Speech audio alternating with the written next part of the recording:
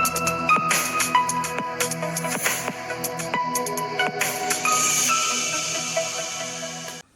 Friends, എല്ലാവർക്കും മറ്റൊരു പുതിയ വീഡിയോയിലേക്ക് സ്വാഗതം. It's me Akhil Satheesh and welcome to Akhil Satheesh world. മക്കളെ, നിങ്ങൾ ആദ്യമായിട്ടാണ് കാണുന്നതെങ്കിൽ ഇപ്പോൾ തന്നെ മടിക്കേണ്ട, സബ്സ്ക്രൈബ് ചെയ്തോളൂ. ഇനി അങ്ങോട്ട് വളരെയധികം യൂസ്ഫുൾ ആയിട്ടുള്ള ഇൻഫോർമേറ്റീവ് ആയിട്ടുള്ള അപ്ഡേറ്റുകൾ കാത്തിരിക്കുന്നുണ്ട്. സോ എന്തെങ്കിലും ഡൗട്ടുകൾ ഉണ്ടെങ്കിൽ ഇപ്പോൾ തന്നെ നമ്മുടെ ഇൻസ്റ്റാഗ്രാം പേജിൽ വന്ന് നിങ്ങൾ എന്ത് ചെയ്താൽ മതി, ഡയറക്റ്റ് മെസ്സേജ് ചെയ്താലും മതി. നമുക്ക് കാര്യത്തിലേക്ക് കടക്കാം. ഇംപ്രൂവ്മെന്റുമായി ബന്ധപ്പെട്ട് +1 വിദ്യാർത്ഥികൾ ഒരുപാട് സംശയങ്ങൾ ഇന്നലെ നമ്മൾ ഇറക്കിയ വീഡിയോയുടെ താഴെ കമന്റ് ചെയ്യുകയുണ്ടായി. അപ്പോൾ ആ വീഡിയോയിൽ കൃത്യമായിട്ട് പറയുന്ന 2 കാര്യങ്ങളുണ്ട്. ഒന്ന് നിങ്ങളുടെ ഇംപ്രൂവ്മെന്റിനെ കുറിച്ചും മറ്റൊന്ന് ഗ്രേസ് മാർക്കിനെ കുറിച്ചുമാണ്. അപ്പോൾ ഇത് ആവർത്തിക്കുകയാണ്.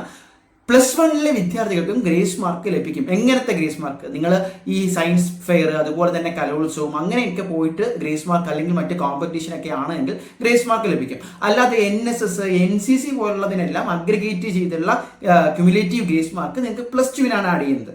ഇനി നിങ്ങളുടെ ഇംപ്രൂവ്മെന്റിന്റെയും റിസൾട്ടിന്റെയും കാര്യത്തിലേക്ക് വന്നു കഴിഞ്ഞാൽ പല വിദ്യാർത്ഥികളുടെയും വലിയൊരു കൺസേൺ ആണ്, അടുത്ത വർഷം മുതൽ, അതായത് അടുത്ത അധ്യയന വർഷം മുതൽ നിങ്ങളുടെ ടെക്സ്റ്റ് ബുക്കുകൾ കംപ്ലീറ്റ് ആയിട്ട് മാറുന്നു എന്ന വാർത്ത വന്നിരുന്നു. അതായത് അപ്ഡേറ്റഡ് ആയിട്ടുള്ള ന്യൂസ് തന്നെയാണ്.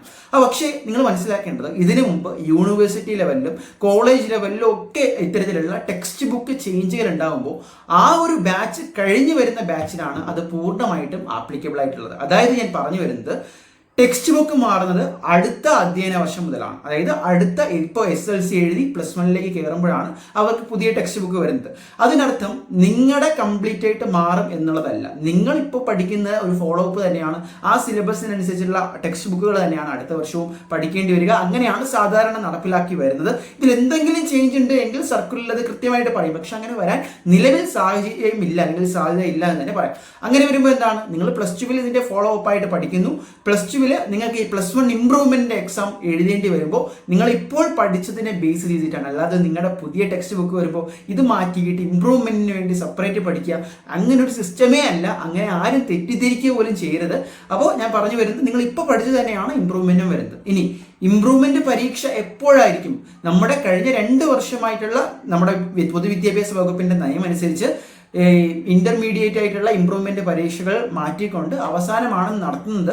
അത് അടുത്ത വർഷവും തുടരാൻ തന്നെയാണ് സാധ്യത. ഇനി ഒരു പക്ഷേ നമുക്കറിയാം, ഇലക്ഷനൊക്കെയാണ്, പുതിയ ഭരണ വകുപ്പും അതുപോലെ തന്നെ വിദ്യാഭ്യാസ മേഖലയിലും മാറ്റങ്ങൾ ഉണ്ടായേക്കാം. അപ്പോൾ ഒരു പക്ഷേ വിദ്യാർത്ഥികളുടെ റിക്വസ്റ്റ് ഒക്കെ കേട്ടിട്ട് അങ്ങനെ ഒരു ചേഞ്ച് വരികയാണെങ്കിൽ മാത്രം ആണ് ഇതിലൊരു മാറ്റം ഉണ്ടാകുക.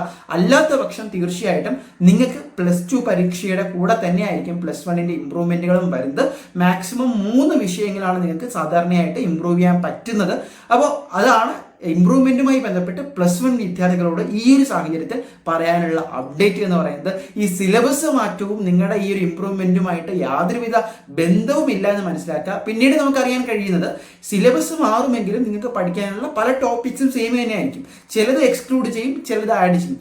ഇനി അത് ഈ മലയാള ഭാഷയിലും അതുപോലെ തന്നെ എക്കണോമിക്സ്, സോഷ്യൽ സയൻസ് റിലേറ്റഡ് ആയിട്ടുള്ള ഹ്യൂമാനിറ്റീസ് സബ്ജക്ട്സിലൊക്കെ അത് വലുതായിട്ട് വരുമെങ്കിലും ബേസിക്കലി സയൻസ് റിലേറ്റഡ് സബ്ജക്ട്സിൽ നിങ്ങൾ ഇപ്പോൾ പഠിക്കുന്നതിൻ്റെ അതേ രീതിയിലുള്ള കോൺസെപ്റ്റ്സ് ഒക്കെ തന്നെയായിരിക്കും. ചിലപ്പോൾ അതിന്റെ സ്ട്രക്ചറിൽ ചെറിയൊരു മാറ്റം വന്നാലായി. ഇത് ഏറ്റവും കൂടെ ബാധകമാകുന്നത് അടുത്ത അധ്യയന വർഷം മുതലുള്ള വിദ്യാർത്ഥികൾക്കുമാണ്.